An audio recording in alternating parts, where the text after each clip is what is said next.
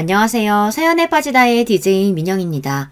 오늘도 두 가지 사연 준비되어 있는데요. 어떤 사연인지 궁금하시죠? 그럼 오늘의 첫 번째 사연부터 만나볼게요. 너처럼 별 볼 일 없는 애가 우리 애들 앞길 막아서야 되겠냐? 이 돈 받고 조용히 이혼이나 해. 내 아들 창창하게 잘 살게 살아지란 말이야. 네, 시모가 며느리인 저에게 이렇게 막말을 했습니다. 세상 천지에 바람난 자기 아들을 이렇게 이혼시키고 싶어 안달난 시모가 또 있을까요? 사람이 평생을 한 사람만 바라보고 사랑하고 의리를 지키는 것이 결혼이잖아요. 하지만 제 결혼 생활은 전혀 그렇지 못했습니다. 그런 기막힌 제 사연을 여러분께 얘기해볼까 합니다. 때는 10여 년 전으로 거슬러 가서 제가 여대에 다닐 때 대학신문 발간 동아리 활동을 하고 있었습니다. 그 동아리의 전국 연합 동아리 모임에서 남편을 만났어요. 그때 만난 남편의 모습은 깔끔한 네이비색 폴로 셔츠에 잘 다려진 베이지색 면바지를 입고 단정하게 젤로 넘긴 헤어스타일이 멋있었어요. 그런 댄디한 차림새에 반했는데 막상 대화를 나눠보니 의외로 대구 사투리와 억양을 쓰고 있었습니다. 서울에서 태어나서 자란 저에게는 그런 사투리와 억양이 재미있었어요. 그런데 그 남자는 사투리를 애써 감추려 서울 말씨를 쓰려고 안간힘이었죠. 만난 지 얼마 안 됐을 때부터 남편은 저에게 적극적으로 호감을 보였습니다. 남편과 저는 서로 빠르게 가까워졌습니다.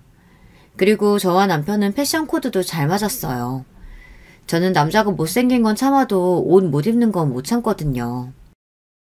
그렇게 우리는 대학 시절 만나 연애를 하다 취업할 나이가 되었어요. 남편은 경제학과 전공으로 공기업이나 대기업에 취업 지원을 여러 차례 했지만 대학 시절 학점이나 스펙 관리를 열심히 안 해서 번번이 낙방이었어요. 그즈음 저는 중견기업의 마케팅 부서에 취업을 했습니다. 저는 너무 돈만 높아지지 말고 정말 남편이 원하는 일을 찾아서 지원해보라고 조언을 했습니다. 그러다가 남편은 모 백화점의 한 매장 관리직으로 취업했어요. 처음에는 가오가 살지 않는다며 탐탁치 않아 했지만 몇 달 되지 않아서 명품도 자주 접할 수 있고 자신이 좋아하는 패션에 관련된 일을 해서인지 나름 만족하고 잘 지내더라고요. 우리는 그렇게 둘 다 취업을 하고 얼마 지나지 않아 결혼 이야기가 자연스럽게 나오게 되었습니다. 남편은 연애 시절부터 서울에서 혼자 자취생활을 했었고 딱히 시모와 만날 일이 없었기에 결혼 이야기가 나온 뒤 처음으로 시모를 뵙게 되었어요. 시아버님은 남편이 초등학교에 다닐 적에 돌아가셨다고 합니다. 어머님 혼자서 남편과 그 위에 누나 둘을 키워낸 이야기를 들으며 저는 시모가 생활력 강한 존경스러운 분일 거라고 생각했어요. 남편의 소개에 따르면 시모는 대구에서 오랫동안 한복집을 하시며 남매를 키워 대학까지 보냈고 누나는 호주에서 결혼해서 이민을 가 있는다고 했습니다. 그 후에도 결혼식 때 외에는 시누이와 만난 적이 거의 없을 정도로 왕래가 거의 없이 지냈죠. 그래서 남편의 본가인 대구에 내려가서 인사드릴 분은 오직 시모 한 분이었습니다. 시모에게 인사를 드리기 위해 시모가 정해준 대구의 한정식집에 남편과 도착해서 기다리고 있었습니다. 그때 멀리서 눈에 띄는 한 60대 여성분이 입구에서 들어오고 있었어요. TV 드라마 속 부잣집 마나님들이 할 법한 한껏 부풀려 동그랗게 말아올린 업스타일의 헤어, 자수 무늬가 돋보이는 아이보리색 스커트 정장, 연보라색 스카프와 귀, 목, 팔목, 손가락 어디 한 곳 빠짐없이 보석알이 돋보이도록 세팅된 액세서리를 착용하고 계셨어요. 눈을 살짝 아래로 내리깔고 들어오시는 모양새가 곱고 우아한 인상을 받았습니다. 아, 저렇게 패션에 진심인 어머님 밑에서 남편이 자라서 옷을 잘 입고 신경을 썼던 거구나 싶었습니다. 하지만 멀리서 자신의 아들과 곧 며느리가 될 저희들이 앉아있는 모습을 이미 봐놓고도 어떤 아는 체 하는 기색이나 인사도 없이 도도하게 들어오셔서 속으로 아, 왠지 만만한 분은 아니구나 하며 조금 걱정이 되었습니다. 시모는 자리에 앉은 뒤 식사를 하며 의뢰 상견례에서 나올 법한 질문들을 했습니다. 양치는 잘 계시는지, 하시는 일은 무엇인지, 형제 관계는 어떻게 됐는지 등. 예비 시어머님이 물으실 법한 일반적인 이야기가 오갔고 별다른 이상한 낌새는 없었습니다. 그런데 식사 막바지에 후식 과일과 차를 마시며 시모는 전과는 조금 다른 이야기를 꺼내기 시작했습니다. 내가 오랫동안 한복집을 운영하다 보니 참한 규수를 보는 안목이 생겼달까? 내가 꿈꿨던 며느리가 있었어. 그런데 저 아가 자기는 서울에서 나고 자란 오랫동안 연애한 아가씨랑 결혼하고 싶다고 졸라대는 통에 두 손 두 발 다 들었지 뭐야. 아가씨, 아니 서연씨라고 했나? 이상하게 오해하지 말고 들어요. 내가 서연씨 학교며 직장이며 재산 상황 얘기를 듣다 보니 이미 내가 생각하던 아가씨는 아니야. 그런데 이제서 어쩌겠어. 저 아가 선 몇 번 봐도 눈에 안 찬다는데 아가씨만 좋다 하는데 웃자겠냐고. 내가 마음을 정해야지. 생각지도 못한 시모의 속이야기에 저는 놀라서 자빠질 뻔했습니다. 시모의 얘기를 듣다 보니 시모와 남편은 저의 조건을 이미 계산하고 있었어요. 그리고 그러는 와중에 저 몰래 선도 몇 번 본 모양이었어요. 당황스럽기도 하고 그렇다고 어른께 딱히 뭐라 드릴 말씀이 없어서 가만히 듣고만 있었습니다. 내가 여기 대구 사람들은 다 알만한 위치에 있어. 우리 손님들도 죄다 우리 대구 유지라니까? 그분들 자제부터 직업이면 직업, 재산이면 재산 다 갖춘 노블레스들만 상대하고 교회 권사님들이 정말 좋은 호적 가지고 왔는데 다 물리치고 내가 이 자리에 나온 거 알고 있어? 혹여나 우리 아들이 아비 없이 혼자 자랐다고 아가씨네 집에서 말이 나온다거나 그러면 안 된다는 말이야. 나나 우리 집안이 아주 보통이 아니라고. 일반 서민이 아니라 이 말이야. 아니 드라마에서 돈다발 던지며 해대는 그런 시모가 바로 여기 있단 말이죠. 초면에 예비 며느리에게 이게 무슨 막말이랍니까. 결국 이 자리에서 하고 싶었던 시모의 얘기는 자신과 아들은 대단한 사람들이기 때문에 대접을 받아야 하며 결혼할 때 혼수나 예단은 서운치 않게 잘 챙겨달라는 이야기였던 것 같습니다. 이렇게 시모와 만남 이후 저는 이 결혼이 괜찮을까 걱정도 되고 막말한 시모에게 화가 났지만 그렇다고 해서 딱히 결혼을 반대하신 것은 아니었습니다. 어차피 저와 남편은 서울에서 분가에 살 예정이었기 때문에 시모와 1년에 몇 번이나 부딪힐까 싶어서 크게 마음을 담아주지 않으며 결혼 준비를 했습니다. 하지만 시모가 저렇게 어깃정을 놨는데 어떻게 대충 준비할 수 있겠어요. 게다가 명품이며 온갖 패션용품에 물욕이 가득한 남편은 어떻고요. 예물 시계에 시모댁에 예단 명목으로 드리는 가전제품, 심지어 다이아 반지 세트, 모피코트 등등 제가 몇 년간 적금해온 5천만 원의 돈으로 턱없이 모자라니 친정 부모님께서 도와주실 정도로 뻑적지근하게 준비해야 했습니다. 다 합치면 거의 1억이 넘게 들었던 것 같아요. 요구하시는 것들이 온통 명품의 최상급 비싼 것들 뿐이었으니까요. 그래도 이해했습니다. 시모 말에 따르면 대단한 분들이니 그 취향을 맞춰주기 위해서는 어쩔 수 없지 않겠어요. 하지만 그러는 와중에 내심 재산이 상당하시니 신혼집을 마련해 주시겠거니 하는 기대감이 있었기에 요구들을 잘 따를 수 있었습니다. 그런데 이게 웬일이에요. 그렇게 집안 좋고 재산이 많다고 떵떵거리시던 신모가 마련해준 신혼집은 그저 평범한 서울의 한 전세 아파트였습니다. 아파트 전세 보증금이 5억 정도 되어서 불평할 문제는 아니었지만 그렇게 자랑하던 모양새에 비해서는 다소 아쉬운 것이 사실이었죠. 그렇게 자랑자랑하던 재산 상태면 당연히 아파트를 사줄 줄 알았거든요. 어쨌든 남편에게 별다른 얘기 없이 큰 탈 없이 결혼하게 되었습니다. 하지만 저는 결혼한 이후에도 남편의 월급이 얼마인지 모르고 살았습니다. 남편이 월급을 제대로 가져다 준 적이 없기 때문이죠. 자기 월급의 상당 부분을 자기 옷이나 신발 등을 사들이는 데 쓰고 있었습니다. 꾸미기 좋아하는 저는 미용실에 1년에 서너 번 가는데 본인은 2, 3주에 한 번은 청담동에 미용실을 예약해서 다니고 심지어 스킨케어 관리도 받고 있었으니 월급이 나만 나겠어요. 빤히 백화점 매장 관리직 월급에 비해 자기 치장하는 데 씀씀이가 너무 컸습니다. 결혼 전에는 그 말끔한 옷차림이 좋았는데 월급 대부분을 자기에게만 써대니 제가 진짜 잘못 생각했구나 후회가 되었어요. 제 월급의 반 이상으로 아파트 관리비나 대부분의 생활비를 충당해야 했습니다. 자기야, 우리 이제 결혼해서 아기도 가져야 하는데 이렇게 돈 쓰면 언제 모아? 내가 써봐야 얼마나 쓴다고. 지난달에는 100만 원 정도 생활비로 주지 않았어? 그럼 자기 월급이 얼만데? 난 지금까지 그런 것도 모르고 살고 있단 말이야. 내 월급은 다 오픈했는데 왜 자기는 숨겨? 내 월급으로 우리 먹는 거며 생활비 거의 쓰고 있는 거 알고 있어? 뭐 하는데 생활비가 그렇게 많이 든다고. 백화점에서 월급 나오는 거 푼돈이야. 그걸로 내 용돈하기 빠듯하다고. 정 부족하면 우리 엄마한테 얘기해보고. 전 이렇게 남편이 돈이 필요하면 시모가 도와주실 거라고 늘 말해와서 시모가 자산이 좀 되나 보다, 여유가 있으시면 정말 필요할 때 도와달라고 할 수 있구나 생각했습니다. 그런데 저도 남편도 다 착각하고 있었던 거였어요. 몇 년 전 남편이 건강검진 결과에서 뇌에 문제가 있어서 정밀 검사를 받아야 한다고 털어놓았습니다. 겁이 나서 얼굴이 하얗게 질려서 입술을 파르르 떨면서 말이에요. 저는 걱정돼서 하루라도 빨리 대학병원에 가서 몇 가지 관련 검사를 예약하려고 했어요. 그런데 그 검사들이 생각보다 여러 개였고 비급여 항목이 있어서 약 400만 원 정도 비용이 든다고 하더군요. 부부 둘 다 사회생활 하는데 그 돈이 없겠냐고 생각이 들지만 부끄럽게도 네, 그 정도 돈도 없었습니다. 몇 달 전부터 임신을 하고 몸이 좋지 않아 휴직을 쓴 상태라 남편이 주는 생활비가 턱없이 부족했기 때문이에요. 그나마 모아놓은 예금 적금을 깨서 생활비로 쓰며 살다 보니 돈이 없었습니다. 자기야, 늘 자기가 어머님이 도와주실 거라고 큰 소리 쳤었잖아. 어머니께 검사비 부탁드려보자. 설마 아들 검사비를 안 주시겠어? 남편은 고개를 끄덕이며 병원 앞 휴게 공간 한켠으로 들어가서 전화를 하고 나왔습니다.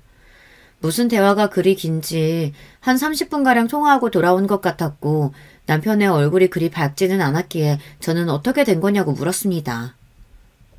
아니 참, 우리 엄마 한복집이 어쩌다 이렇게 된 거야. 뭐 한복집에 손님이 끊긴 지 꽤 오래됐나 봐.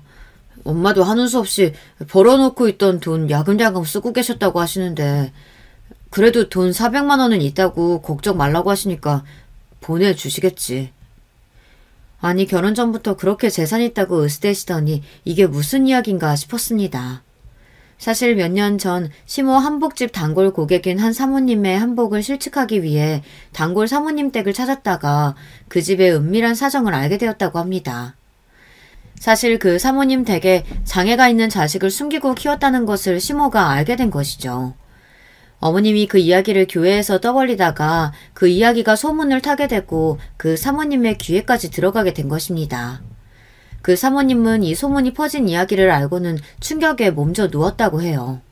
당연하죠. 창피했다고 밖에 알리지 않고 쉬쉬한 자식 이야기를 여기저기 떠벌리고 다녔으니. 시모의 말실수로 인해 중요한 고객을 잃었을 뿐더러 그 사모님이 지역 유지나 구의원 등 대구 지역사회에서 꽤나 입김이 센 분이라서 많은 단골 고객을 잃게 되었습니다. 그렇게 기존의 단골 손님이 없어지고 또 요즘 젊은 사람들이 한복을 중요하게 생각하나요? 그렇게 한복집이 파리가 날려서 벌이가 거의 없다시피 지낸 게 3년이 넘었다고 하네요. 자존심 때문인지 본인 아들과 저에게는 쉬쉬하면서 그동안 모아놓은 돈이나 부동산까지 처분해가며 돈을 쓰고 계신 거죠. 제가 남편과 신모의 소비 성향을 모르나요? 입는 것부터 집에 두는 것까지 좋은 거 비싼 것만 찾는 양반인데 그 씀씀이가 돈이 없다고 줄어들지는 않았던 모양입니다. 꽤 많이 모았던 재산도 이제 얼마 남지 않았으니 이제 본인도 걱정이 돼서 저희에게 털어놓은 거겠죠. 정말 모자가 이런 것까지 담는 걸까요? 시모 상황이 이 지경인 것을 알게 됐는데 남편 병원비를 달라고 부탁할 수는 없잖아요. 그래서 제가 친정 부모님께 부탁드려 남편의 검사비를 해결해야만 했습니다. 친정 부모님께서는 시댁이 잘 산다고 생각하셔서 왜 이 정도의 돈을 구하기 어려워하는지 궁금해하셨지만 그냥 저희끼리 잘 해결해보고 싶어서 그런다고 겨우 이야기를 둘러댔죠. 다행히 남편의 검사 결과는 이상이 없는 것으로 나와 안도의 한숨을 지었습니다. 하지만 시모의 경제적 상황을 알게 된 이상 제가 가만히 있을 수는 없었습니다. 제가 아프다고 남편 혼자 벌어서는 태어날 아이를 위해서도 못할 짓이라는 생각에 휴직을 서둘러 마무리 짓고 회사에 복직했어요. 임신하고서 아픈 몸으로 회사에 다니는 것보다 저를 더 괴롭혔던 것은 여전히 돈을 낭비하고 오히려 제가 회사에 가니 골프까지 배우겠다고 나서는 남편이었습니다. 아이를 위해 저축을 해야 하고 돈을 아껴야 한다고 말하는 저를 늘 쪼잔하게 잔소리하는 옆편에 취급을 하며 자기 좋을 때도 여전히 돈을 쓰고 다니는 거 있죠. 참다 못한 저는 시모에게 전화를 걸어 처음으로 하수연이라는 것을 했습니다. 아니 그런데 시모는 제 이야기를 듣더니 도리어 화를 내지 뭡니까? 이제 네가 아주 기세가 등등하구나. 지난번에 한복집 이야기 들었다고 해서 우리 아들이나 내가 막대해도 되는 것 같아? 너 나 그렇게 쉽게 안 죽어. 이제 어디 장관 부인 한복도 받을 거고 말이야. 어머님 그럼 이제 한복집 잘 되는 거예요? 그럼 그이가 생활비 한 푼 안 가져다 주는 달도 있는데 그런 달만이라도 좀 도와주실 수 있을까요? 아니 무슨 아직 돈도 안 받았는데 무슨 소리야? 시모는 다시 여러 가지 핑계를 대며 도리어 저희에게 용돈을 요구하기 시작했습니다. 니네 나이가 몇인데 나한테 의지해? 이제 니들이 주는 용돈 받아야 쓰겠다. 시모가 당황하며 이러는 것을 보니 한복집의 장관 부인이요. 말도 안 되는 소리죠. 시모의 한복집은 여전히 팔이 날리고 있는 게 분명했습니다. 더 이상은 시모도 남편도 못 믿겠어서 직접 나서기로 했어요. 제가 그 한복집을 살려보려고요. 마케팅팀에서 근무하면서 얻은 노하우를 살려 SNS를 통해 홍보를 시작했습니다. 주말에 대구에 내려가서 한복집 외관과 고상해 보이도록 연출한 시모, 최고로 잘 지어진 예쁜 한복들을 사진 찍어 인스타에 올렸습니다. 그리고 결혼을 준비하는 인터넷 카페에 들어가서 결혼 맞춤 한복 행사 이벤트를 열었습니다. 그리고 한복집의 인테리어가 고루해 보이는 것 같아서 저 혼자 셀프로 도배나 페인트 칠, 거기에 예쁜 장식품까지 배치하고 나니 이제는 제법 잘나가는 가게의 모습을 갖추게 되었습니다. 배가 남산만큼 부린 채로 서울 대구를 오가며 백방으로 노력하는 제 모습을 보는 시모는 처음으로 칭찬이란 것을 해주더군요. 세아가 네 덕분에 이제 손님이 제법 많아졌어. 네 인스 모시기 보고 왔다면서 젊은 부부들이 많이 오더라고. 이제 우리 한복집도 잘 되려나 보다. 네가 고생이 많았구나. 네가 복덩이야. 네, 시모의 한복집은 이제 손님들이 제법 드나들면서 활기를 찾기 시작했습니다. 이렇게 제 노력의 결실이 보이니 뿌듯했습니다. 무엇보다 태어날 아이에게 도움이 될 거라고 생각하니 기분이 좋았습니다. 남편도 이런 것을 보며 느끼는 바가 있었는지 주말 골프 약속도 줄이고 앞으로 생활비도 월급의 절반은 가져오기로 약속했어요. 그렇게 아이를 낳고 키워가며 우리 세 가족이 행복한 일만 꿈꾸고 있었죠. 하지만 사람 고쳐 쓰는 거 아니라는 말이 있죠. 잘 참아왔던 남편은 다시 생활비를 고작 몇십만 원 내밀기 시작했습니다. 그리고 주말마다 골프 약속을 잡고 새벽부터 밤 늦도록 놀다가 집에 들어왔습니다. 아들이 이제 한참 말도 배우고 엄마 아빠 해가며 너무 예쁜 나이인데 이놈의 남편은 매일같이 옷만 삐까번쩍 빼입고 거울 앞에서 1시간가량 머리를 매만지며 향수를 뿌려가며 자기 치장만 하다가 나가기 일쑤였습니다.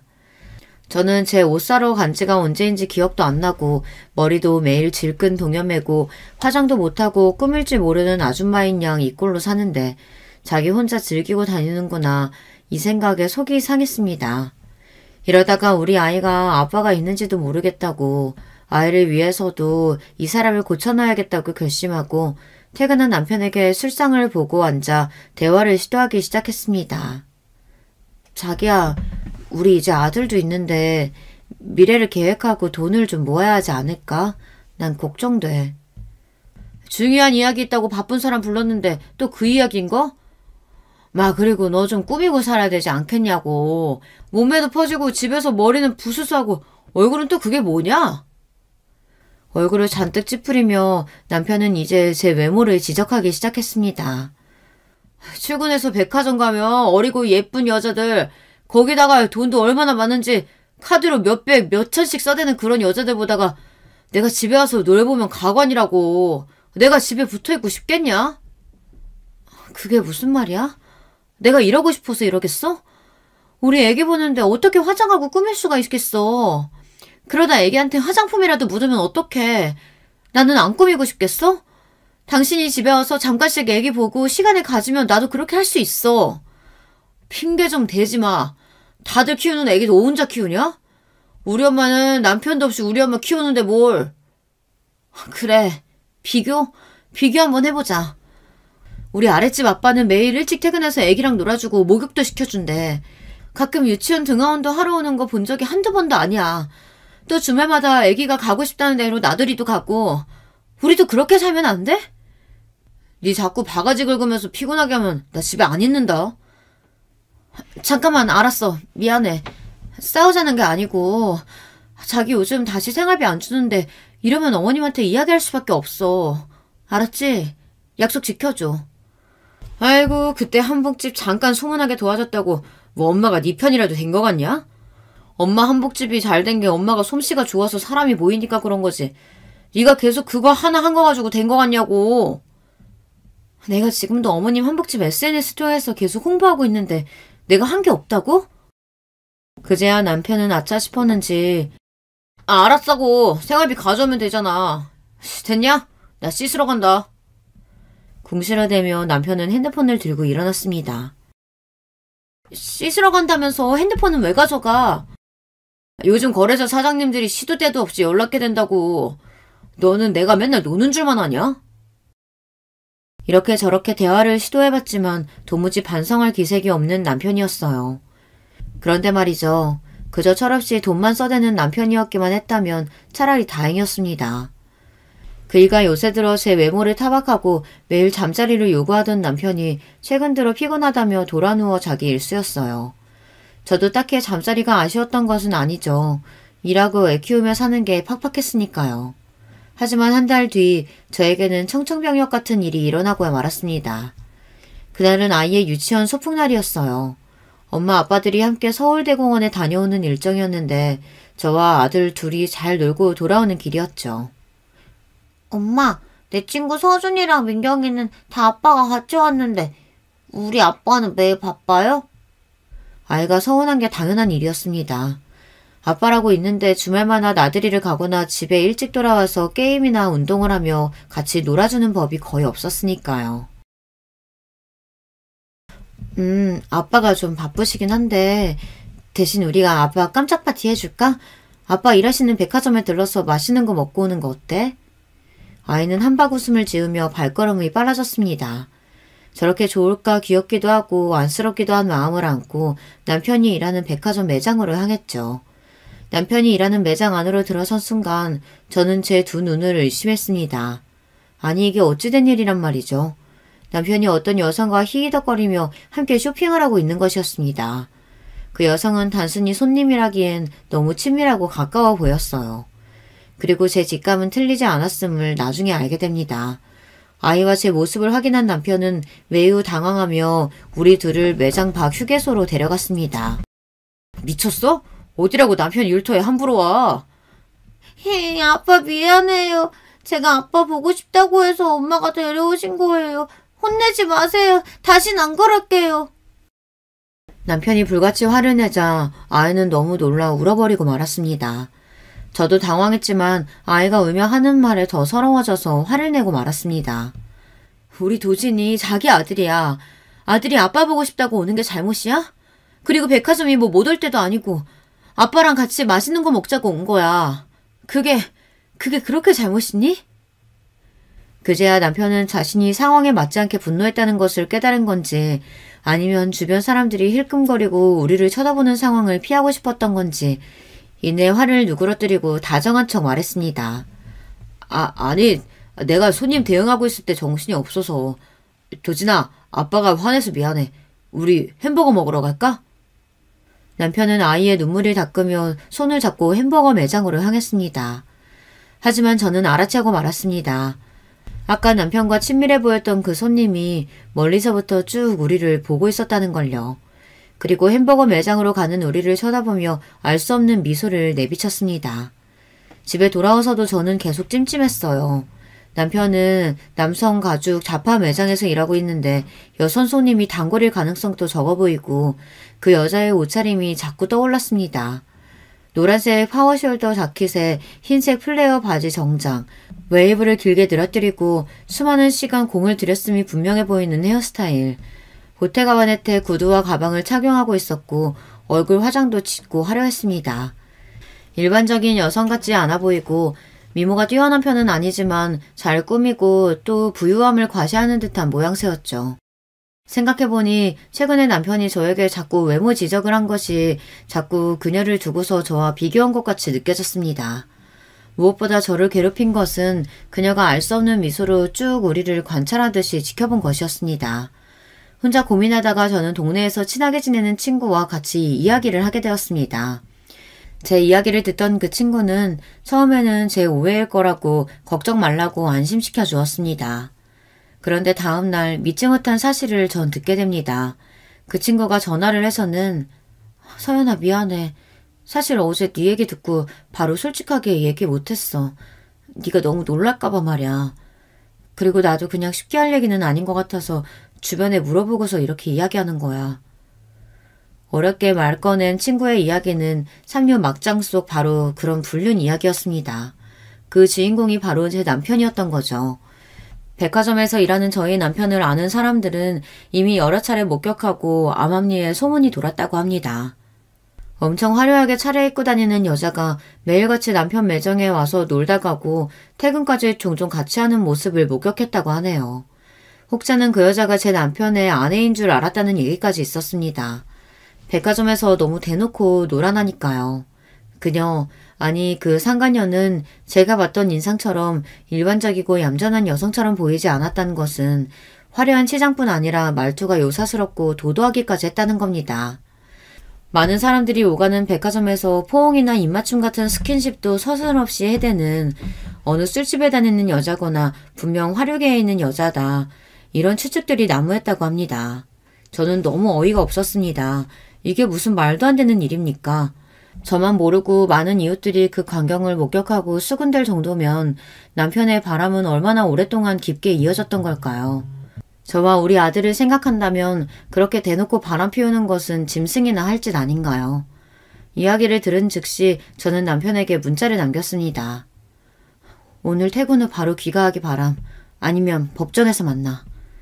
남편이 바람을 들키고 놀라서 허둥지둥 바로 집으로 올 줄 알았던 것은 제 첫 번째 착각이었습니다. 남편은 10시가 넘어서야 저녁까지 먹고 분명 그 여우 같은 년과 먹었겠죠. 여유있게 현관을 들어오는 것이 아닌가요. 내가 보낸 문자 못 봤어? 봤지. 자기가 무슨 말할 건지 알겠는데 나 좀 씻고 하면 안 되냐? 아, 피곤해. 피곤하겠지. 이래서겠어? 여기저기 여자랑 놀러 다니니까 피곤다 할 거야. 뭐? 이 사람이 뭘 잘못 먹었나? 무슨 소리야? 나랑 도진이가 자기 매장 갑자기 갔을 때 봤던 그 자기랑 친해 보이던 여자 누구야? 자기랑 바람 피는 게 그 여자 맞지? 무슨 말도 안 되는 소리야. 그분은 VIP 고객이셔. 그분이 우리 매장에서 사는 매출액이 얼만지는 알아? 내가 겨우 공들이는 손님한테 무슨... 잡아떼도 소용없어. 내가 그날만 얼핏 보고 눈치로 이러는 줄 알아? 이미 동네에 소문이 파다하다고. 자기가 매장에서도 그 여자랑 연애하고 퇴근하고 어디를 매일같이 가는지 술집 여자 같은 그 여자랑 바람 피는 걸 본 사람이 한둘이 아니라고. 남편은 잠시 아무 말도 못하더니 집을 나가버렸습니다. 이건 자기가 바람 인정한 거 맞죠? 그런데 저에게 어떠한 이야기도 하지 않고 그대로 집을 나간 사실이 더 화가 나고 수치스러웠습니다. 난 아직 물어볼 게 많은데, 할 말이 많은데. 그렇게 남편이 갑자기 집을 나간 뒤 며칠을 돌아오지 않았습니다. 저는 그 며칠 동안 지옥을 경험했습니다. 해명도 하고 반성도 하고 그래야 할 사람이 도리어 잠수를 타버리니 답답했어요. 답답한 마음에 일하는 매장에 갈까 하다가 거기에서 또 그 여자를 만난다면 저는 참지 못하고 정말 막장 드라마처럼 그녀과 남편 다 머리채 잡고 악다구니를 쓰고 말 것 같았어요. 하지만 남편이 일하는 중요한 곳에서 그럴 수는 없잖아요. 게다가 또 그런 일이 사람들 입에 오르내리는 것이 두렵고 우리 아이의 귀에까지 들어갈까 무서웠습니다. 남편은 3일이 지나서야 일요일 저녁이 돼서야 집에 들어왔습니다. 잠깐 이리 와봐. 할 얘기 있어. 집에 돌아온 남편이 추레하고 힘든 모습으로 저에게 잘못을 빌며 올 줄 알았던 것은 저의 두 번째 착각이었습니다. 내가 이 얘기를 어떻게 하는 게 좋을지 모르겠는데 뭐 질질 끌어봐야 너만 상처받을 테고 동네에도 이미 알 사람은 안다며 빨리 해결 보는 게 좋겠다는 생각이 드네. 지금 무슨 말을 하려는 거야, 자기? 이제 나는 네 자기 안 할란다. 진짜 이상형인 여자 딱 만나버렸거든. 그동안 우리 아들도 키워주고 잘 살아왔던 건 고마운데 이제 내 마음이 떠나버렸어. 그 대단한 여자한테 말이야. 이 남자는 말하는 도중 그 여자가 떠올랐는지 잠깐 웃고는 말을 이어갔습니다. 그 여자가 뭐 술집? 참네. 네가 감히 따라도 못 갈걸? 그런 스펙을 가진 여자야. 어디다 대고 동네 사람들이 수군대는지 모르겠네. 남편의 설명에 따르면 그녀는, 아니 그 상간녀는 서울, 그중에서도 청담동에서 태어나 청담중학교까지 다니다가 일본으로 유학을 갔다고 합니다. 그러고 일본에서 대학까지 마친 재원이라는 말이죠. 나이는 저랑 비슷한데 지금 삼선동에 있는 유명한 광고회사에 다니고 있다며 능력이 대단하다고 합니다. 저도 아이를 낳고 경력 단절이 아니었다면 꽤 괜찮은 회사를 다니고 있을 사람이었는데 말이죠. 능력 없는 지를 만나서 지금은 온라인 홍보 프리랜서로 일할 수밖에 없는 제 신세가 원통했습니다. 나도 결혼하지 않고 회사 다녔다면 상간녀 부럽지 않을 텐데. 그뿐만이 아니야. 네가 봐서 알겠지만 그녀 패션 좀 봐봐라. 여자가 딱 그래야 돼. 패션 감각도 살아있고 물론 돈도 좀 있어야 가능한 일이지만. 자기 60억짜리 통장 본 적 있어? 그녀가 나한테 보여주더라. 부모님이 주신 재산 몇 억 받은 걸 투자해서 얼마나 잘했는지. 부동산뿐만이 아니라 통장에 60억이 찍혀있더라니까. 대단하지 않아? 마치 자기가 떼돈을 번 것인 양 아이처럼 들떠 말하는 남편의 모습을 보니 어처구니가 없더군요. 네, 결국 그랬던 거였습니다. 어쩔 수 없이 다가온 사랑, 뭐 그런 거보다는 어쨌든 불륜녀가 스펙도 좋고 무엇보다 돈이 많으니까. 그러니까 바람을 피고도 저렇게 당당했던 거였습니다. 그래서 말인데 어차피 자기까지 알게 된 마당에 우리 쿨하게 헤어지자.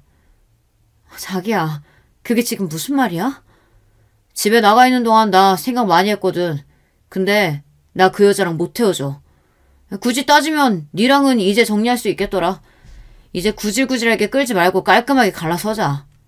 그냥 헤어져주기 어려우면 위자료? 뭐 그런 거 줄 수 있어. 그녀가 좋은 투자처 소개해줘서 나랑 엄마도 투자해서 앞으로 돈 좀 벌 거거든. 뭐 그녀처럼 한 달에 1억 넘게 이자 찍히기는 힘들어도 몇천은 될 테니까. 정 억울하면 이 집 전세금 더 줄게. 어때? 이렇게 신나다는 듯 웃어대는 남편의 입을 찢어버리고 싶었습니다. 지금 무슨 말을 듣고 있는 건지 어안이 벙벙하기만 할 뿐이었어요. 바람을 피고도 돈저랑을 해다며 저랑 헤어지겠다고요. 저는 겨우 마음을 진정시키고 남편을 설득하려고 했습니다. 자기야, 일단 지금 경솔한 것 같아. 우리 도진이 생각해봤어? 당신 아빠 없이 절어서 서러웠다며. 우리 도진이 엄마 없이 자라게 할 거야? 그건 내가 우리 그녀한테 잘 부탁하면 아마 도진이 키워줄 거야. 너보다 훨씬 괜찮은 여잔데 더 좋은 엄마가 돼줄 수 있지 않을까? 나 너 같은 인간 좋으라고 이혼 못 해줘. 아니, 안 해줄 거야. 우리 도진이 위해서도 나 너네 떳떳이 사는 거 못 보니까 하루빨리 그 상간이 정리하고 와. 저는 차오르는 눈물을 애써 감추며 돌아서서 한 글자 한 글자 악에 받쳐서 남편에게 퍼붓고는 방으로 들어와 버렸습니다. 그날로 몇 날 며칠을 눈물로 보냈는지 잘 기억이 나지 않습니다. 제가 연락이 닿지 않고 먹지도 않고 멍하니 있는 저를 걱정한 아들이 외할머니, 그러니까 저희 엄마에게 전화를 한 모양이었습니다. 친정엄마가 저희 집 배를 다급히 누르셨습니다. 예, 우리 아가, 이게 어떻게 된 일이야? 네 꼴이 이게 뭐야? 무슨 일이 있었던 거니? 사람이 하루 이틀 울면 눈물샘이 마르는 줄 알았는데 엄마를 보자마자 저는 주저앉아서 아기처럼 엉엉 울었습니다. 엄마, 나 죽을 것 같아. 임서방이 바람났는데 글쎄 그 상간녀랑 결혼한대. 나보고 헤어져 달래. 아니, 이 쳐 죽일 것들이 있나. 흥청망청 동서대는 철없는 놈이라고만 생각했는데 사람 모습을 한 짐승놈이었구만. 걱정 마라. 네가 왜 이혼을 해? 그러다가 정신 차리고 돌아올 거야. 이 못돼 먹은 놈 같으니라고. 아니, 아들놈이 이러고 다니는 거 지 애미는 안 되니? 사부인 말이야. 엄마, 내가 정신 좀 차리고 나서 이 일을 어떻게 해야 할지 찬찬히 정리 좀 해봐야겠어. 시어머니한테도 알려야지. 자기가 그렇게 존경하는 자기 엄마가 설득하면 좀 마음 돌리겠지? 그럼 당연하지. 아들이 불륜 저지르고 다니는 걸 알면 사부인이 잘 설득하지 않겠어? 내 아들놈이었다면 달이랑 그곳을 다 분질러버리는 건데. 네? 엄마도 참. 엄마의 농담에 저는 참으로 오랜만에 웃었습니다. 하지만 이것은 저의 마지막 착각이었습니다. 며칠 뒤 시모가 저희 집에 찾아왔습니다. 어머님 연락도 없이 갑자기 오셨어요. 혹시 그이 소식 듣고 오신 거예요? 그래. 우리 손자 집에 없니? 유치원 간 게지? 네, 지금은 유치원에 있을 시간이에요. 잠깐 무슨 차라도... 글쎄다, 너랑 이제 차 마시며 얘기하긴 어려울 것 같구나. 바람핀 아들 때문에 저를 볼 낯짝이 없다는 얘기인 줄 생각하고 저는 시모가 와준 게 고마웠습니다. 어머님, 별 말씀을 다 하세요. 어머님께서 이제 그이 마음만 좀 돌려놔 주세요. 응? 그게 무슨 말이냐? 나 너한테 할 얘기 있어서 온 거야. 네?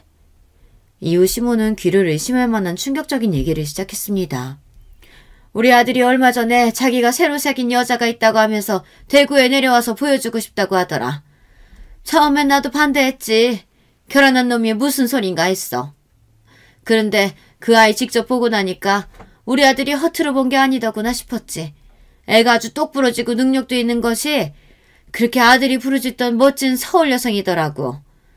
내가 또 동양의복 패션업계에 있어봐서 그 아이가 입은 모습만 봐도 잘 교육받고 좋은 집안에서 티 없이 자란 그런 아이인지 알겠더라. 잠깐만요, 어머님. 지금 무슨 말씀을 하고 계신 거예요? 아들의 불륜 상간녀를 지금 칭찬하시는 건가요? 뭐 네가 서운해도 할 수는 없지만 내가 또 없는 말은 못하겠고 하니 제대로 얘기해 주는 거야. 또 우리 한복집 보며 사업 조언도 해주고 괜찮은 투자처도 소개해주면 그러다 보니 애가 참 괜찮은 게 부인할 수 없는 사실이고. 아휴, 나도 이혼은 좀 못한디 어쩌겠냐. 자식 이기는 부모 없다고 그렇게 이혼하고 그 아가씨와 결혼하겠다는 걸 내가 무슨 수로 말리겠어. 아니 그럼 지금 어머님이 저희 집에 찾아오셔서 하실 말씀이... 그래, 그냥 깔끔하게 요새 말로 쿨하게 갈라서라. 어머님, 저 정말 그이나 어머님께 마음 다해서 잘해드렸잖아요. 우리 아이가 왜 우리 아빠는 주말마다 없냐고 울고 불어도 저 그이가 좋아하는 골프나 취미 모임 다 이해하고 제 할도리 다 하면서 정말 우리 가정 정말 잘 지켜왔거든요. 우리 아이 아비 없는 애 만들기 싫어서요.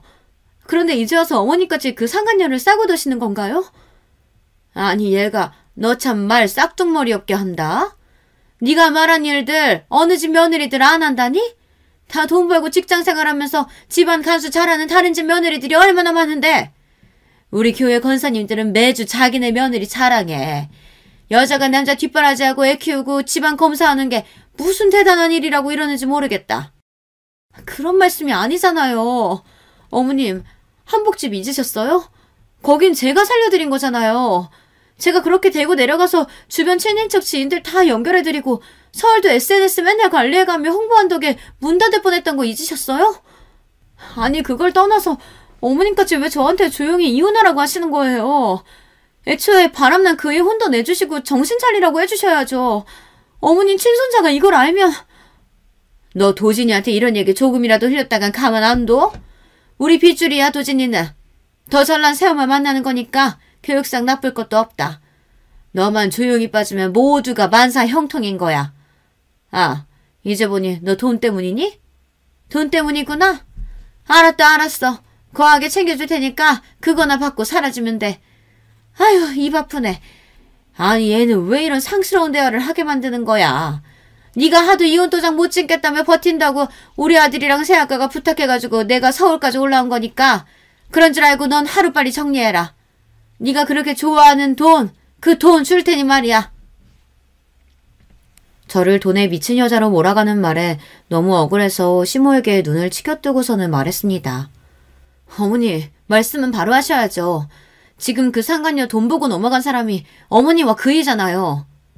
너 이렇게 독한 애였니?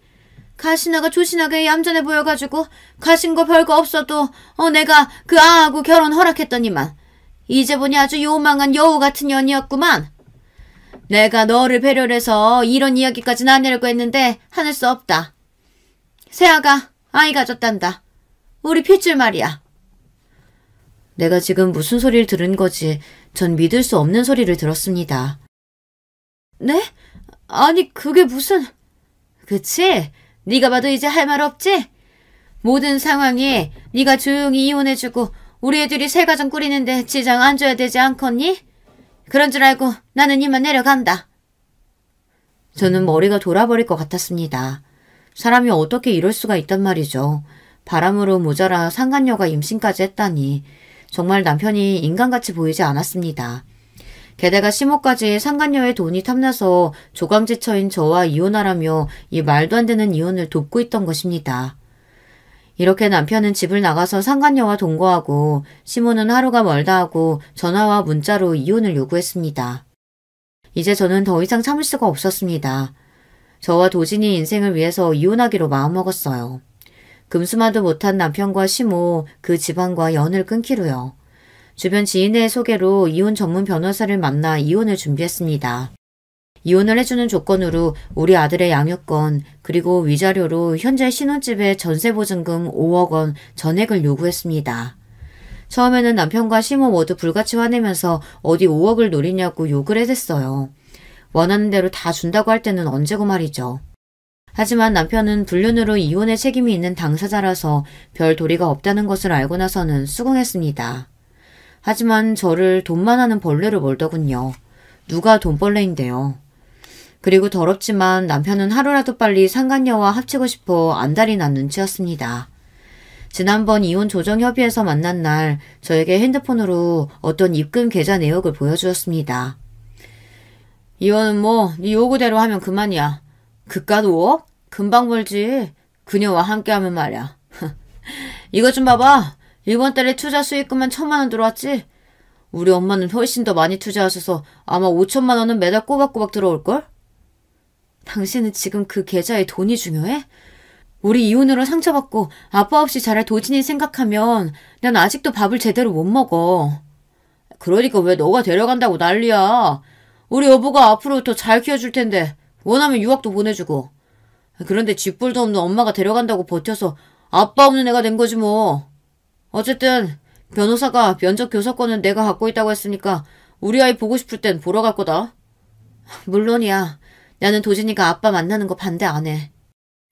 그렇게 우리 부부는 전쟁 같았던 결혼을 법적으로 끝냈습니다.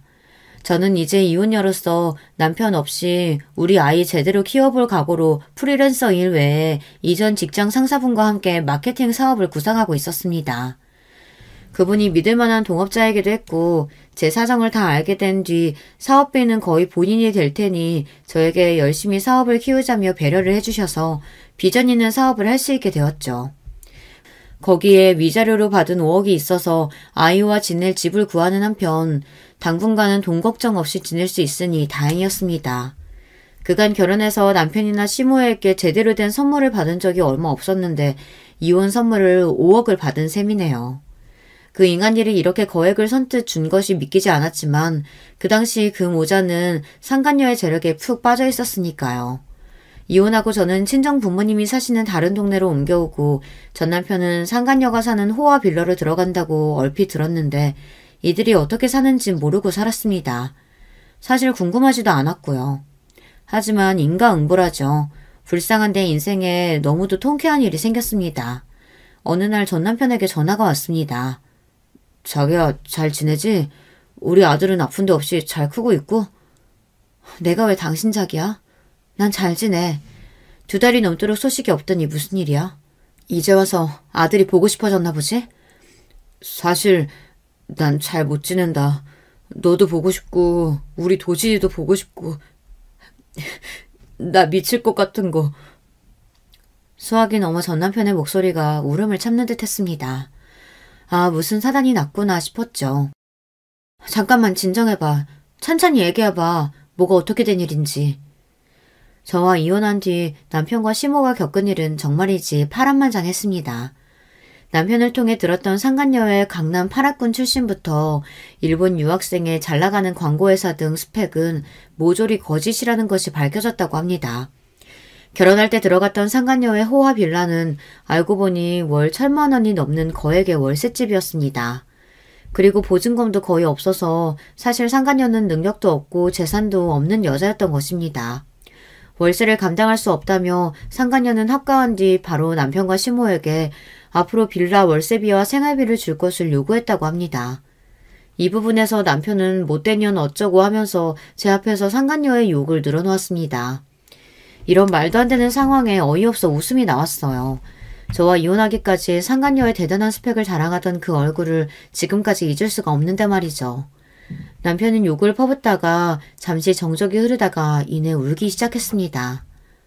자기야, 내가 정말 미치겠는 건 아무래도 그년한테 투자 사기를 당한 것 같아. 나도 나지만 우리 엄마는 어떡하냐고.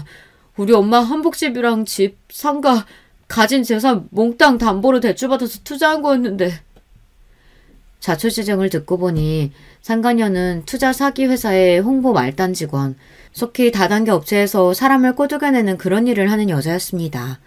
그런데 남편과 시모는 그 여자에게 홀려서 모든 재산을 투자하고 회사가 잠적해버린 것이죠. 그동안 상간녀가 보아줬다던 60억이 넘는 계좌도 사실은 가상계좌로 회사에서 만든 사이트 화면이며 이는 모두 허상이었던 것입니다. 이렇게 남편과 시모가 투자한 돈을 들고 사라진 그 상간녀 회사를 고소하겠다며 길길이 날뛰는 남편에게 뭐라 해줄 말이 없었습니다. 내 아이의 남편과 친할머니가 참 딱하게 됐다 싶으면서도 그렇게 돈에 눈이 멀어 사람 도리를 못하던 인간에게 하늘이 벌을 내리셨구나 싶습니다. 하루는 시모가 헐레벌떡 뛰어와 신발도 제대로 벗지 못한 채로 급히 집에 들어왔습니다. 그리고 바닥에 무릎을 꿇고 사정사정 하는 거 아니겠어요? 아가, 우리가 잘못했구나. 그 불려시한테 홀랑 속아갖고 착한 우리 며느리한테 그랬으니 우리가 정말 미안하다. 우리 불쌍한 아들 지금 서울에서 지낼 곳도 없는데 너희 집에서 다시 합쳐서 살면 좋지 않겠냐? 이렇게 시모는 잘못했다며 사죄하고 눈물을 호소했습니다. 어머님, 이러시면 제가 불편해서요. 일어나세요. 아무리 울고불고 사과하셔도 두 분은 돌아올 수 없는 강을 건넜어요. 이미 사람 밑바닥 다 보여줘 놓고 어떻게 다시 합쳐요. 이제 여긴 제 집이에요. 어머님이나 그이가 올 수 없는 곳이죠. 자꾸만 찾아오시면 그때는 경찰에 신고할 수밖에 없습니다. 방금 전까지 그렇게 사정하시던 시모는 갑자기 표정을 싹 바꾸고 표독스럽게 쏘아붙이기 시작합니다. 이게 왜 네 집이야? 우리가 너한테 준 5억으로 산 거잖아. 우리도 여기 권리가 있어. 역시 본성은 어디 안 가는 거나 싶습니다. 이제 와서 시모는 위자료 5억이 탐났던 모양입니다. 겨우 시모를 돌려보낸 뒤로도 남편과 시모는 하루가 멀다 하고 저에게 다시 합치자며 졸라대고 있습니다. 그런데 그들이 정말 자신들의 죄를 뉘우치고 반성했을까요? 아니요, 사람은 고쳐 쓰지 않는다고요. 사람 같지 않고 돈만 밝히는 그 모자와 저는 더 이상 엮이고 싶지 않습니다. 아무리 돈이 중요하다지만 하루아침에 조강지처를 내치는 게 사람이 할 짓인가요? 또 더 돈 많은 여자가 생겼다고 해서 자기 아들을 싸고 돌며 며느리 내보내는 시모는 어떻고요? 이 사람들은 지금도 제가 가진 돈이 탐나서 온 속물일 뿐이라고 생각합니다. 저는 핸드폰 번호도 바꾸고 아파트 경비원께 전 남편과 시모가 집에 못 오도록 입구에서 막아주십사 부탁을 드렸습니다. 그렇게 저는 겨우 탐욕스러운 전 남편과 시모에게서 떨어질 수 있게 되었어요. 지금 제 사연을 함께 듣고 계신 여러분은 어떻게 생각하시나요? 제가 너무 매정한 걸까요?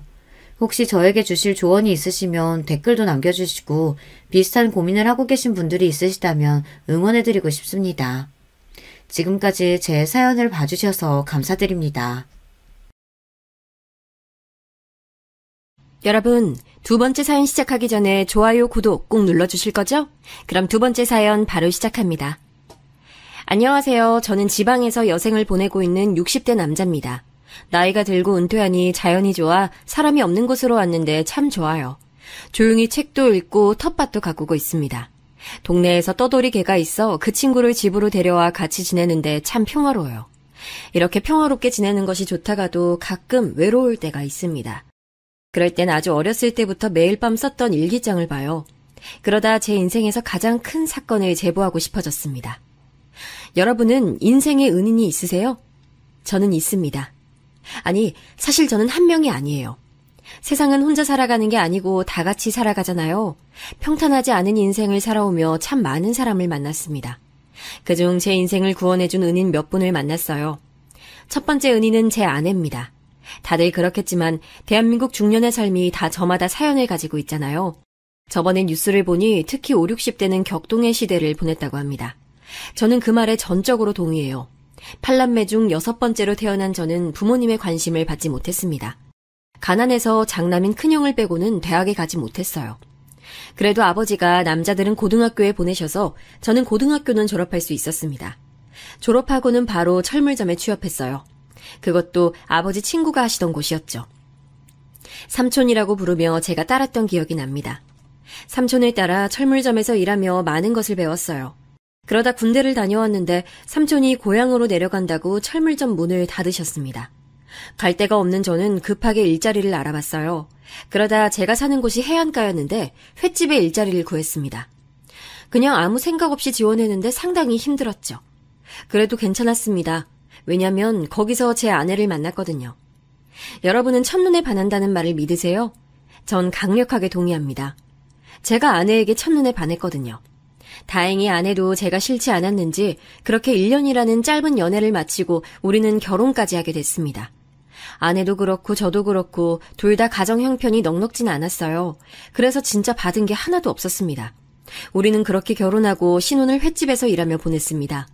그런데 횟집에서 일하다가 문득 이런 생각이 들었습니다. 평생 이렇게 살 수는 없지 않나? 나도 이제 가정이 있고 챙겨야 할 가족이 있으니 능력이 생겨야 할 것 같았어요. 그래서 아내와 진지하게 상의했습니다. 그런데 둘이 고민을 할 때 갑자기 둘째 형에게 연락이 왔습니다. 부산에 가서 자동차 정비소를 할 건데 제게 같이 가지 않겠냐는 제안이었어요. 그렇게 우리 부부는 둘째 형을 따라 부산으로 가게 됐습니다. 부산에서 둘째 형과 같이 살던 삶은 지금 생각해도 참 힘들었어요. 그래도 아무것도 없이 형을 믿고 따라간 것도 분명 저니까 옆에서 많이 도왔습니다. 형은 이미 결혼한 상태라 형수님과 우리 아내는 둘이 집에 있었어요. 사정이 넉넉지 않아 같은 집에서 살았는데 집세도 반반 냈습니다. 하지만 제대로 된 월급도 받지 못했어요. 형은 월세를 제외하고 준다고 하며 월급을 줬는데 금액이 정말 적었습니다. 그 이후로 둘째 형에 대한 배신감에 잠도 제대로 자지 못했죠. 저만 보고 부산까지 온 아내를 보니 더 화가 났습니다. 그리고 그때 하필 또 아내가 첫째를 임신했을 때였어요. 이렇게 계속 형과 살면 평생 돈을 벌지 못한다고 생각했습니다. 형, 사실대로 말해줘. 그동안 왜 나한테 월급을 그렇게 적게 준 거야? 나 이제 다 알아. 내가 그냥 동생이니까 사기쳐도 된다고 생각했어? 말을 왜 그렇게 해? 나도 다 생각이 있었어. 나중에 조카 태어나면 돈 주려고 했어. 넌 내가 책임졌더니 이렇게 배신을 해? 그걸 어떻게 믿어? 진짜 너무 실망이다. 그러면서 월세는 같이 내는 게 말이 돼? 아주 벼룩의 간을 빼먹지 그랬어. 내가 얼마나 형을 돕느라 고생했는데. 정비 하나도 모르는 거 알려준 것도 나잖아. 너야말로 실망이다. 네가 이렇게 생각할 줄 몰랐어. 이럴 거면 고향으로 가. 형과 다툰 이후 일주일 뒤 저는 그냥 아내를 데리고 형과 살던 집을 나왔어요. 적지만 그동안 최대한 쓰지 않고 모아뒀던 돈을 들고 무작정 길을 나섰습니다. 다행히 아내와 제가 횟집에서 일했던 경력이 있잖아요. 해안가로 가서 일자리를 먼저 찾았습니다. 그렇게 며칠 뒤 일을 바로 구해서 무작정 돈을 벌었어요. 그러다 자식이 태어나니까 책임감이 더 생겼어요. 벌이가 적지 않아 집에 가져다주는 돈이 꽤 늘어났는데 그러면서 아내와 드디어 평범하게 살 수 있었어요. 하지만 첫째를 낳고 아내가 혼자 집에서 아이를 키우니 걱정이 많이 되더라고요. 몇 년만 더 이렇게 일하고 제 가게를 열어 편하게 아이도 키우고 아내와 살고 싶었습니다. 제 계획을 사장님에게 말하니 적극적으로 그러라고 하시더라고요. 그러면서 저를 마치 아들처럼 여기시며 모든 가게 운영에 대한 것을 알려주셨어요. 너무 감사한 마음으로 많이 배웠습니다. 그리고 우리 부부는 첫째를 낳고 둘째를 바로 가졌어요. 저도 그렇고 아내도 그렇고 형제가 많아 좋은 점이 많았거든요. 저도 비록 둘째 형과 약간의 다툼이 있었어도 확실히 크면서는 형제가 많아 외롭지 않아 좋았습니다. 그래서 바로 둘째를 가졌는데 아내가 첫째와는 달리 입덧으로 많이 힘들어했어요. 첫째는 사실 되게 순했거든요. 임신했을 때도 태동이 너무 없어서 병원에 가서 진지하게 물어볼 정도로요. 입덧도 없었고 나아서도 아주 조용했습니다. 잠투정도 별로 없고 키우기가 너무 쉬웠어요. 아내가 가끔 제가 일하던 가게에 첫째를 데리고 오면 사장님도 아기가 참 순하다고 하실 정도로요. 그래서 첫째를 보고 우리 부부는 아이 키우는 것이 제 생각보다 쉽다고 생각했죠. 그러다 둘째를 가졌는데 둘째는 입덧부터 남달랐습니다. 태동도 아주 심해서 아내가 괴로워할 정도였어요. 첫째와는 2살 터울로 둘째를 낳았는데 둘째도 아들이었어요. 둘째는 성격이 좀 드센 편이었습니다. 울음소리 성량 자체도 달랐어요. 그래도 제 자식이니 사랑스러웠습니다. 둘째를 낳으니 확실히 생활비가 많이 오르더라고요.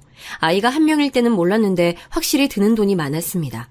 그만큼 책임감도 많이 생겨서 열심히 일했죠. 그러다 아이들이 둘 다 유치원에 들어갔을 때 저는 제 가게를 열게 됐어요. 원래 일하던 곳에서 멀리 떨어지지 않은 곳에 사장님의 도움을 받아 작게 횟집을 열었습니다. 가게를 열고 사실 처음엔 되게 장사가 잘 됐어요. 예상했던 것보다 손님들이 많이 찾아주셨어요. 장사가 잘 되니 사람이 여유가 생기더라고요. 그래서 가족들한테도 많이 지원했습니다. 명절에 본가에 가면 용돈도 자주 주고 가족 모임이 있으면 제가 주로 돈을 냈습니다. 아내가 신혼 때부터 고생을 너무 많이 했기 때문에 항상 제 마음속에 부채감이 있었거든요. 그래서 가방도 많이 사주고 생활비도 넉넉하게 챙겨줬습니다. 쪽방에서 살던 신혼 때는 생각이 나지 않을 정도로 큰 집으로 이사도 갔어요. 친절함과 성실함으로 그렇게 딱 5년 동안 행복한 나날을 보냈습니다. 도중에 아내는 막내를 임신해서 낳았는데 성별은 또 남자였어요. 막내를 낳고 아내와 웃으며 우리 인생에 딸은 없다고 했던 게 기억나네요. 제가 그 당시엔 돈을 잘 벌었기 때문에 아이들한테 원 없이 해줬어요. 그리고 정확히 5년이 지나고 저는 가게를 접게 됐어요. 바로 건물주와 월세 문제로 다툼이 생겼습니다. 처음엔 대화로 잘 풀어보려고 했어요. 그런데 무리하게 월세를 올리고 막무가내로 나오는 건물주를 상대하기는 어려웠습니다. 처음엔 계속 올리던 월세를 맞춰서 냈어요. 그런데 그 정도가 점점 심해지니 감정 싸움으로 번졌습니다. 아니 사장님, 저번에도 올리셨으면서 또 이러시면 어떡해요. 저도 땅 파서 장사하는 거 아니에요. 주변 시세보다 싸게 냈으면 고마운 줄 알아 이 사람아. 아이 난 몰라. 그렇게 말씀하시면 어떡해요. 그리고 그렇게 싸지도 않아요 사장님. 저희 형편을 보세요. 그렇게 사이가 좋았는데 한순간에 적대적인 사이로 변했어요. 결국 아내와 저는 가게를 접었는데 그 과정이 정말 힘들었습니다. 건물주가 돈이 많아 주변 건물을 많이 가지고 있었거든요. 퇴거 명령이 떨어져서 억지로 가게를 빼는데 눈물이 멈추지 않았습니다. 급한 대로 주변 건물에 들어가서 장사를 계속하려 했는데 쉽지 않았어요. 지금은 그러면 큰일이 날 텐데 그때 그 시절엔 그냥 돈 있는 사람이 최고였습니다. 그래서 그렇게 쫓겨난 가게를 주위에서 다시 지속하는 것은 너무 힘들었어요.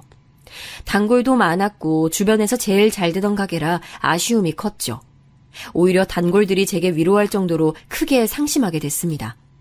가게를 잃은 상실감도 컸는데 사실 당장 생활비가 제일 막막했어요.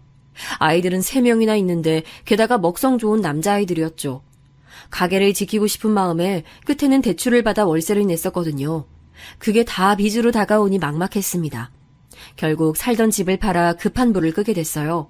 그런데도 빚은 완전히 사라지지 않았죠. 대출을 받을 때는 제가 금방 갚겠다고 생각해서 빌린 거였거든요. 충분히 그때는 그럴 능력이 있었는데 가게를 빼고 나니 현실로 다가왔습니다. 그러다 보니 너무 힘들어서 술을 많이 마셨어요. 모든 것이 부질없다고 느꼈고 술을 마셔서 현실에서 도피하고 싶었습니다. 그런데 첫째가 그때 초등학생이었는데 어느 날은 울면서 집에 들어왔어요. 아빠, 나 친구들이 놀려. 우리 집 망했냐고 하는데 너무 속상해. 내가 아무리 아니라고 해도 믿지 않아. 첫째가 울면서 말하는 걸 듣고 저는 충격을 받았습니다. 그래서 우울해도 어떻게든 다시 일하려고 애썼어요. 하지만 현실은 쉽지 않았습니다. 장사하던 사람은 장사를 계속해야 하더라고요. 제가 대학을 나온 것도 아니었고 할 수 있는 건 성인이 되고 횟집에서 일한 경력과 둘째 형을 따라 정비소에서 일한 경력이었어요. 갓 성인일 때 철물점에서 일한 경력이 있긴 해도 다 조각 경력이라 그걸 살리는 것도 쉽지 않았습니다.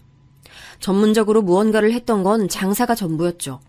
그래서 다시 장사하려고 해도 또다시 건물주와 마찰이 생긴다면 어떡하지라는 생각이 자꾸 들었습니다. 제가 그렇게 집에서 괴로워하니 아내가 밖에 나가 일하기 시작했어요. 그러면서 아내는 절대 제게 뭐라 하지 않았어요. 사모님 소리 듣다 주방에서 일하는 것이 본인에게 얼마나 힘들었겠어요. 그런데도 전혀 내색하지 않았습니다. 그런 모습을 보며 저는 마음을 또 다잡게 됐어요. 아무리 술을 마셔도 현실에 있는 빚은 빚이었고 사라지지 않았습니다. 그래서 저는 급한 대로 운전대를 잡았습니다. 마침 정비소에서 일해서 자동차에 대해서는 좀 알고 있었으니 무작정 화물차 운전을 시작했습니다. 그래도 빚을 제때 갚지 못하니 나중에는 아무리 좁은 집으로 이사해도 감당이 되지 않았어요. 정상적으로 은행에서 빌린 돈이 아니라 후폭풍이 대단했습니다. 나중엔 급기야 집으로까지 사채업자들이 찾아왔어요. 찾아와서 다 때려 부수고 돈을 내놓으라고 난리가 아니었습니다. 안 그래도 아내는 있는 가방은 다 팔고 금속 제품도 다 팔았거든요. 집에 있는 것이라곤 고물밖에 없던 시점인데 사채업자들은 그것마저 다 부쉈습니다. 올 때마다 큰 소리를 내며 소란스럽게 하니 주변 이웃들도 대놓고 우리 가족을 싫어했어요. 아이들도 불안해하며 잠을 제대로 자지도 못했습니다. 막내가 그나마 어려서 아무것도 모르던 게 감사했을 정도로요. 급하게 운전을 많이 하고 아내도 막내를 업고 식당에 가서 일하는데 돈을 벌면 다 가져가니 정상적인 생활이 되지 않았습니다. 아예 나중엔 아내가 일하던 식당에 가서 뭐라 말하더라고요. 덕분에 아내는 식당을 몇 번이나 옮겨가며 일했습니다. 그것마저 나중엔 받아주는 곳이 없었어요. 그리고 그때 우리가 살던 방의 집주인이 진짜 마음씨가 좋으셨거든요. 이웃들이 아무리 우리를 손가락질해도 괜찮다고 하시던 분이었어요. 그런데 하도 사채업자들이 찾아오니 나중엔 우리 가족에게 나가달라고 했습니다. 집주인을 원망하거나 그러진 않아요. 저 같아도 그런 행동을 했을 것 같거든요. 늘어나는 이자를 감당하지 못해 결국 저는 공장에 들어가는 법을 택하게 됐어요. 사채업자들에게 마지막으로 부탁을 했습니다. 각서까지 썼으니 이제 찾아오진 마세요. 진짜 월급 다 드릴게요. 진짜 이번이 마지막이야, 어? 그래도 꼬박꼬박 갚으니까 노력이 가상해서 봐주는 거야. 공장에 가서 쉬는 날 없이 일해서 그 돈을 다 주겠다고 각서를 썼어요. 그랬더니 제가 그래도 돈 벌 의지가 있고 월급을 거의 다 가져다 줬으니 마지막으로 믿어주겠다고 하더라고요. 그래서 저는 급한 대로 공장에 가서 말 그대로 몸을 혹사하며 빚을 갚았습니다. 이 과정에서 아내와 저는 깊은 대화를 나눴어요. 제가 기숙사가 있는 공장에 들어가니 아내는 아들 셋을 혼자 돌봐야 하잖아요. 그런데 도저히 현실적으로 그게 불가능하더라고요. 결국 아이들을 급한 대로 친척 집에 맡기기로 했습니다. 막내는 너무 어려서 아내가 데리고 있어야 했어요. 아내가 막내를 데리고 장모님 댁으로 가게 됐고 첫째와 둘째는 우리 형제들에게 부탁해서 맡기게 됐습니다. 사실 이때 정말 고민이 많았어요. 하지만 저와 아내는 이렇게 딱 몇 년만 고생하면 나중에 빚을 갚고 나선 평범하고 행복하게 살 수 있다고 생각해서 고민 끝에 결정을 내렸습니다. 싫어. 엄마 아빠랑 같이 있을 거야. 내가 왜 다른 집 가야 돼? 싫어. 나도 외할머니 집 가서 살고 싶어. 재영아, 현실적으로 그게 힘들잖아. 우리가 얹혀 사는 거라 2명은 엄마가 안 돼. 그럼 막내 말고 날 데려가. 그럼 되잖아. 왜 날 버려? 거기는 시골이라 네가 다닐 학교가 없다고 몇 번을 말해. 이러는 우리도 속상해.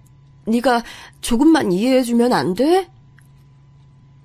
아무리 논리적으로 설명해도 아이한테 와닿지 않았는지 강하게 거부했어요.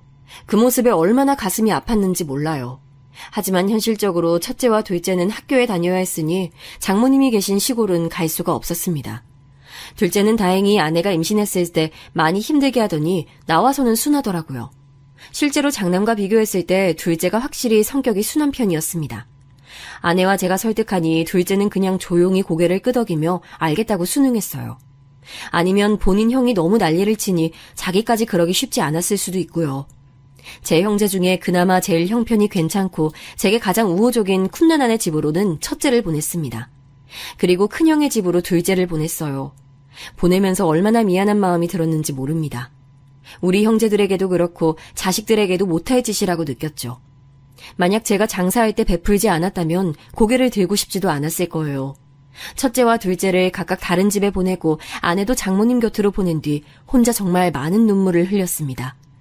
자괴감도 들었고 너무 가슴이 아팠어요. 하지만 그럴 때일수록 정신을 차려야 한다고 생각했습니다. 그래서 일기를 쓰며 다짐했어요. 내가 이 빚만 갚으면 진짜 우리 가족을 위해 희생하며 살아야지 다짐하고 또 다짐했습니다. 그렇게 집 근처에 있던 공장으로 들어갔는데 마침 그 공장이 자동차 부품을 만드는 공장이었어요. 둘째 형 옆에서 정비소를 같이 했던 경험이 있으니 적응도 쉽게 할 수 있었습니다. 그러면서 자동차에 대한 지식도 늘어났어요. 쉬는 날이 없이 제 근무 일정을 짜달라고 하니 처음에 공장에서는 안 좋은 반응이었습니다. 그러다 도망가는 사람 한두를 본 게 아니라며 말리더라고요. 그래서 저는 때로는 솔직한 게 최고라고 생각하며 말했습니다. 지금 빚을 갚아야 하고 내 새끼들이 다른 집으로 흩어져 있다고 말했어요. 그랬더니 바로 또 수긍하더라고요. 그래서 진짜로 저는 3년 동안 하루도 쉰 적이 없습니다. 오히려 다른 직원들이 도망가거나 혹은 잔업이 필요하면 잠도 자지 않고 제가 대신 나서서 일했어요. 그러면서 월급을 받으면 바로 사채업자들에게 넘겼습니다. 처음엔 2년이면 되겠지 생각했는데 빚이 워낙 많아 3년으로 늘어났어요. 가끔 아내가 찾아오면 밥 한 끼 정도는 밖에서 먹곤 했습니다.